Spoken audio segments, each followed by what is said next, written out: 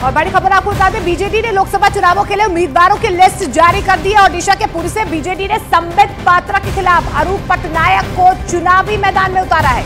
यानी बीजेपी के संबित पात्रा पुरी लोकसभा सीट से अरूप पटनायक को चुनौती देंगे। तो बीजेडी की तरफ से अब उम्मीदवारों की लिस्ट जारी कर दी गई है और संबित पात्रा के सामने जो है बीजेडी की तरफ से अरूप पटनायक जो है वो चुनावी मैदान में उन्हें चुनौती देते हुए नजर आएंगे। उत्तर प्रदेश के शामली की कैराना लोकसभा सीट से नामांकन करने पहुंची समाजवादी पार्टी प्रत्याशी इकरा हसन के नामांकन के दौरान बवाल हो गया। वो जब नामांकन करने पहुंची तो उनके साथ आए एक समर्थक ने अचानक अपने जेब से लाल रंग की एक टोपी निकालकर अपने सिर पर पहनने की कोशिश की और यही टोपी वहां बवाल की वजह बन गई, क्योंकि जैसे ही समाजवादी पार्टी के नेता सुधीर पवार ने लाल रंग की उस टोपी को अपने सिर पर पहना, पुलिस ने उनकी टोपी उतरवा दी। पुलिस के रोकने से वो नाराज भी हो गए। ऐसा कुछ है तो फिर आप जाने, लेकिन आगे फिर किसी और की टोपी भी नहीं लगनी चाहिए। असल में चुनाव आयोग के नियमों के मुताबिक नामांकन के लिए आए किसी भी प्रत्याशी या फिर उसके समर्थक को नामांकन हॉल में किसी भी पार्टी से जुड़ी चीजें लेकर आने की अनुमति नहीं होती। आसान शब्दों में कोई भी प्रत्याशी अपने साथ अपनी पार्टी के झंडे, बैनर या फिर चुनाव चिन्ह लेकर नहीं जा सकता। और ये लाल टोपी समाजवादी पार्टी की पहचान मानी जाती है, वही पार्टी जिसने इकरा हसन को कैराना से अपना उम्मीदवार बनाया है। प्रशासन के मुताबिक इसी वजह से डॉक्टर सुधीर पवार को टोपी उतार कर अंदर जाने की सलाह दी गई कि वो जिन इकरा हसन के नामांकन का पर्चा भरवाने आए थे उन्हें अखिलेश यादव की पार्टी ने कैराना लोकसभा सीट से अपना उम्मीदवार बनाया है। इकरा हसन मुनव्वर हसन की बेटी है।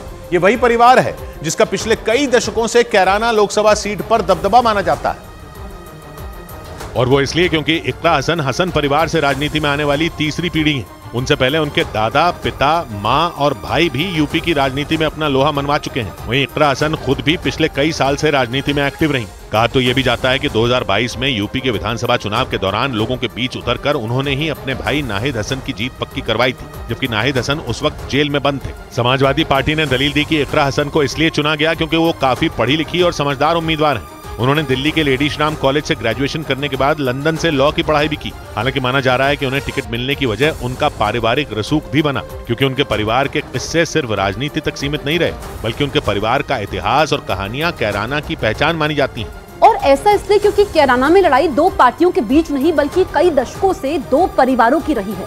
और पिछले कई चुनाव में ये मुकाबला सीधे सीधे हुकुम सिंह और मुनव्वर हसन के परिवार के बीच रहा। कहने को तो ये दो अलग अलग परिवार हैं, लेकिन असल में इन दोनों के पूर्वज एक ही थे। मतलब कैराना के सियासी रण में एक दूसरे के खिलाफ हुंकार भरने वाले हुकुम सिंह और मुनव्वर हसन के पूर्वज सालों पहले भाई थे और वो एक ही परिवार का हिस्सा हुआ करते थे। आज से करीब 120 साल पहले कैराना के आसपास के करीब 84 गांव में बाबा कलसा का दबदबा माना जाता था। वो गुर्जर समुदाय से आते थे और इन्हीं बाबा कलसा का परिवार सालों बाद दो हिस्सों में बढ़ गया। इनमें एक धड़ा गुर्जर रहा और दूसरे धड़े ने मुस्लिम धर्म अपना लिया। जिस धड़े ने गुर्जर रहना चुना उनकी अगुवाई सालों बाद हुकुम सिंह ने की, जबकि धर्म बदलकर मुस्लिम हुए धड़े की राजनीति में एंट्री चौधरी अख्तर हसन ने करवाई थी। मतलब कैराना में सियासी दंगल में एक दूसरे की गर्दन मरोड़ने वाले ये दोनों ही परिवार एक ही वंश का हिस्सा है और करीब 40 साल से ये दोनों परिवार एक दूसरे के खिलाफ कैराना में ताल ठोक रहे हैं। इनमें गुर्जर धड़ा यानी हुकुम सिंह वाला परिवार बीजेपी की टिकट पर लड़ता आया है, जबकि चौधरी अख्तर हसन 1984 में कांग्रेस से जीते थे।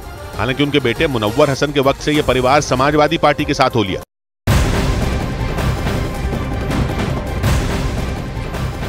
और बड़ी खबर आ रही है महाराष्ट्र के सांगली से। ये बड़ी खबर है जहां पर मुंबई पुलिस ने ड्रग्स की फैक्ट्री का भंडाफोड़ किया है। पुलिस ने फैक्ट्री से 250 करोड़ के ड्रग्स बरामद किए हैं। वहीं 10 लोगों की गिरफ्तारी इस पूरे मामले में की गई है। तो महाराष्ट्र में ड्रग्स फैक्ट्री का भंडाफोड़ किया गया है। मुंबई पुलिस ने 250 करोड़ के ड्रग्स बरामद किए हैं और इस पूरे मामले में अब तक 10 लोगों को पकड़ा गया है। तस्वीरें आपके सामने है। यह ड्रग्स फैक्ट्री का भंडाफोड़ किया गया है और देखिए 250 करोड़ के ड्रग्स जो है वो बरामद किए गए हैं। इस बीच आतंकी संगठन ISIS ने 2 नए पोस्टर जारी कर दुनिया के कई देशों में बड़े आतंकी हमले की धमकी दे दी। इन पोस्टरों में रूस की राजधानी मॉस्को की तरह लंदन, पेरिस, रोम और मैड्रिड में अटैक की खुली धमकी दी गई। पिछले हफ्ते रूस की राजधानी मॉस्को में आतंकवादियों ने गोलीबारी करके कोहराम मचा दिया था और उस आतंकी हमले की जिम्मेदारी आतंकी संगठन ISIS के ही खुरासान मॉड्यूल ने ली थी। ISIS खुरासान आतंकी संगठन ISIS का ही एक हिस्सा है। 22 मार्च को आधुनिक हथियारों से लैस आतंकियों ने मॉस्को के क्रॉकस सिटी हॉल पर हमला कर दिया था। उस हमले में 130 से ज्यादा लोगों की मौत हो गई, जबकि 100 से ज्यादा लोग घायल हो गए थे।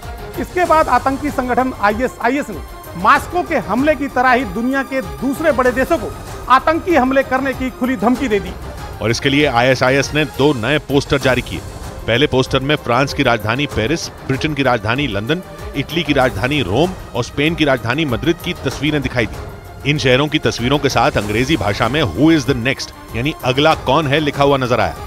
ISIS के इस धमकी भरे पोस्टर के सामने आने के बाद पूरी दुनिया की खुफिया एजेंसियां चौकन्ना हो गई, क्योंकि ISIS ने इस पोस्टर के जरिए इन शहरों में रूस की राजधानी मॉस्को की तरह आतंकी हमला करके कोहराम मचाने की धमकी दी।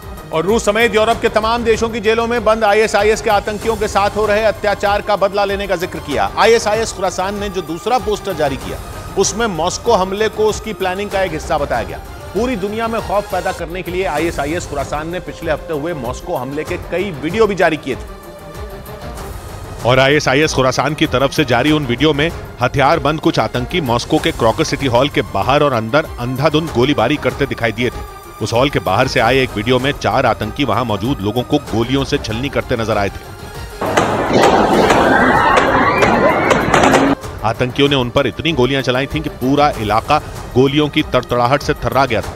खबरों के मुताबिक आतंकियों ने लोगों पर गोली चलाने के लिए AK-47 जैसे खतरनाक हथियार का इस्तेमाल किया था। हॉल के बाहर कई लोगों को मौत की नींद सुलाने के बाद सभी आतंकी हॉल के अंदर दाखिल हो गए थे और वहां भी लोगों पर ताबड़तोड़ फायरिंग कर दी थी। और मॉस्को में हुए इस हमले की वजह से पूरा रूस कांप गया था।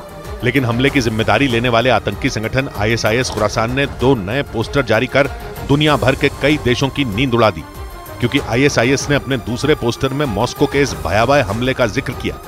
ISIS ने धमकी दी कि रूस हो या यूरोप का कोई देश जहां कहीं भी जेल में बंद उनके साथियों पर अत्याचार होगा वो उसका बदला ऐसे ही लेंगे।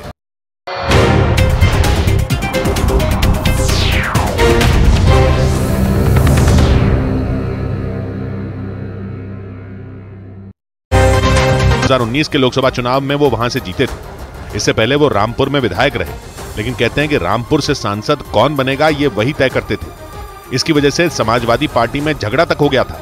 और 2009 में जयाप्रदा के रामपुर से चुनाव लड़ने पर आजम खान नाराज हो गए थे। उन्हें पार्टी से निकालने तक की नौबत आ गई थी। हालांकि बाद में मुलायम सिंह यादव ने उन्हें मनाकर वापस बुला लिया था, क्योंकि आजम खान को मुलायम सिंह यादव का करीबी माना जाता था। और कहते हैं कि समाजवादी पार्टी के MY यानी मुस्लिम यादव समीकरण में आजम खान का बड़ा रोल था। और इसीलिए समाजवादी पार्टी में मुलायम सिंह यादव और शिवपाल यादव के बाद आजम खान की ही हैसियत बड़ी थी। और मुलायम सिंह यादव के निधन के बाद पार्टी की कमान अखिलेश यादव के हाथों में आ गई थी और शिवपाल यादव और आजम खान दोनों का कद पार्टी में घट गया था। शिवपाल यादव और अखिलेश यादव का झगड़ा तो जग जाहिर हो गया था। और कहा जाता है कि अखिलेश यादव को आजम खान का दखल भी बर्दाश्त नहीं है और इसीलिए उन्होंने रामपुर और मुरादाबाद जैसी सीटों पर अपनी पसंद का प्रत्याशी उतारा। लेकिन सूत्रों ने बताया कि जेल में बंद आजम खान ने अखिलेश की नाक में दम कर दिया।